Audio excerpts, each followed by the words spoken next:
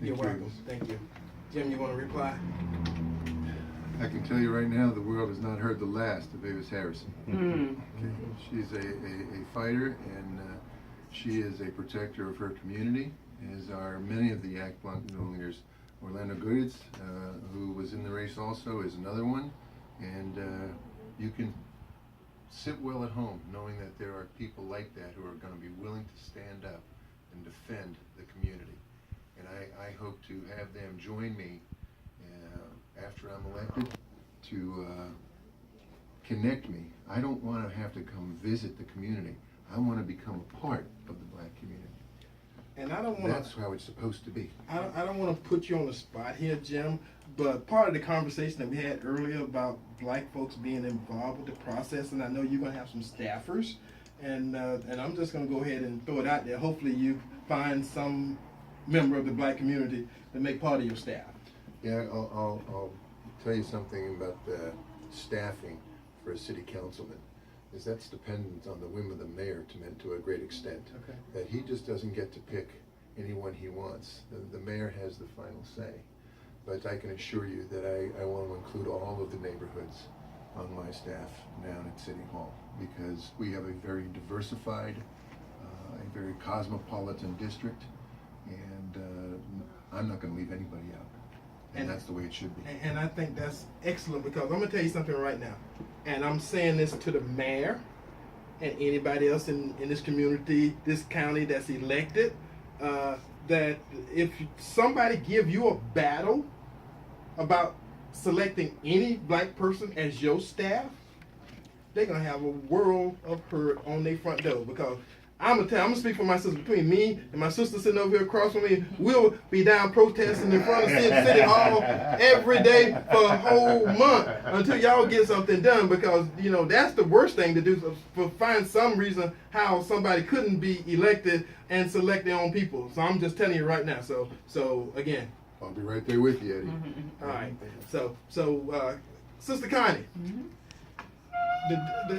the Democrats, after losing over 1,200 seats badly with Nancy Pelosi at their leadership, at the top of their leadership as a party, re-elected, or should I say re-selected her, and I'm telling you, as a Republican, I was jumping up and down. I'm gonna tell you, I was like shouting, throwing my hands up. My brother here with his Obama hat on gave me the eye, but I'm just saying, Ellie's in the room, and he's only a Democrat in here, so he gave me that eye. But I'm just saying, I was jumping up and down. I was happy because a bad selection on the other side is a good selection for us. So I'm just go ahead and throw that out there, sister.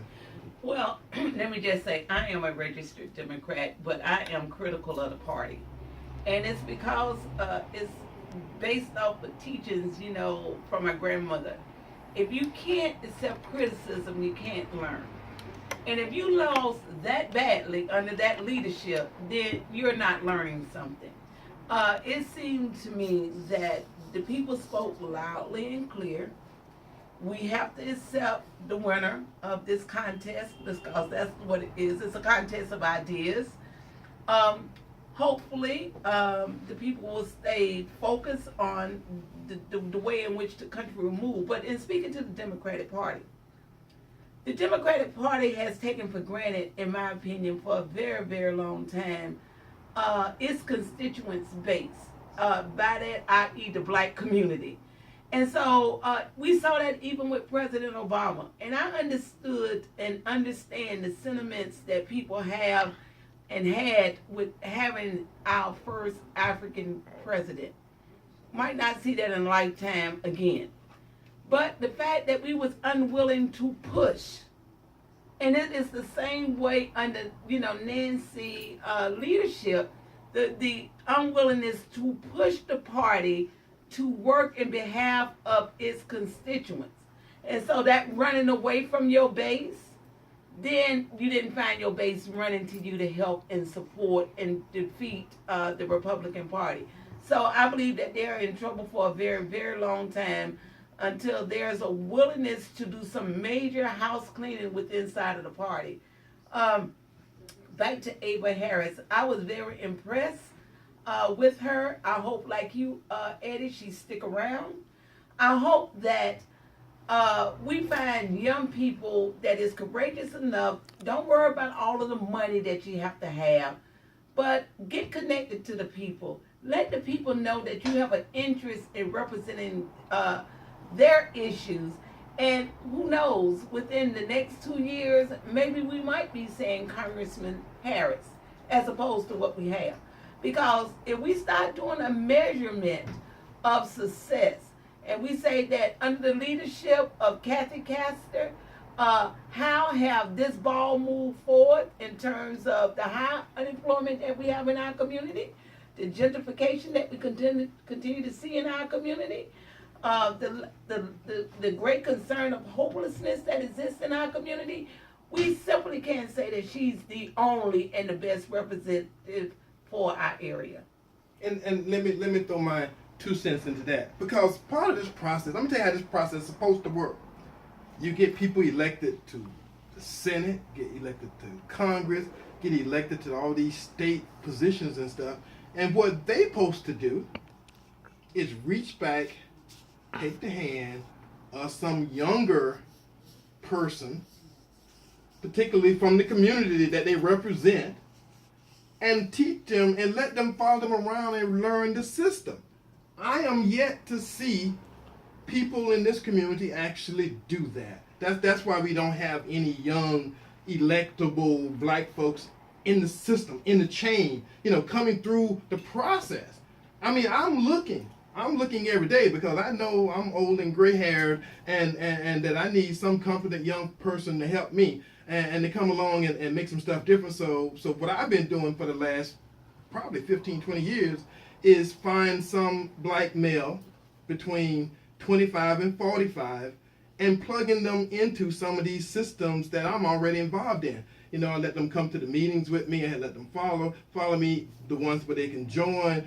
I've been doing that, So we take 100, and I picked that number for a reason, because 100 black men is out there. And if each one of them took 4, now we got 400 in the process, in the system. And that's the way it's supposed to work. But again, and I'm primarily right now talking to black males, you need to do your job. Well, the way the elections and political leaders work in our community is almost like a sad musical chair. If it's not the preacher, it's the teachers. It's the preachers or the teachers, because in our community, that is seen as the most, successful group. And so young entrepreneurs that has not been able to fit into that mold is sometimes deemed the outsider. Right. And so what we have to do is encourage young people with creative thinking to step forward to just say, hey, give it your best shot. And we have to also make some harsh criticism. That if all we've had was the preachers and the teachers that led our community, then give an accounting as to why our community is in such dire strait. Then you have to answer to that. That we shouldn't be able to say because you was a city council, you were able to go from the city council to the city, from the city to the school board, right? And we play this musical chair, and our children can't read. Then we don't have no economic development in our community, and on and on. So accountability has to be to the voter, and also to the process of selecting the best possible candidate to represent our community. So I agree 100% with you. And see, my compass, my weather vane that points me in the right direction is I get a feeling, I get a gut feeling, and I could tell you in 10 minutes or 20 minutes whether we've been con. See, and that's the problem is, every con game on the planet end up in our community. Yes. Everyone. We're not protected by any of those. So again, people, I guess somewhere over there in China, and people in India and Asia and Pakistan, wherever they come from, first thing they do when they get here, they come to the black community. They set up shop. And what they do, and I'm just real straightforward with this, they take money and resources out of our community, they go other places, and it never comes back. So that's like somebody put a big sucking sound in the middle of our community, and that's money and resources being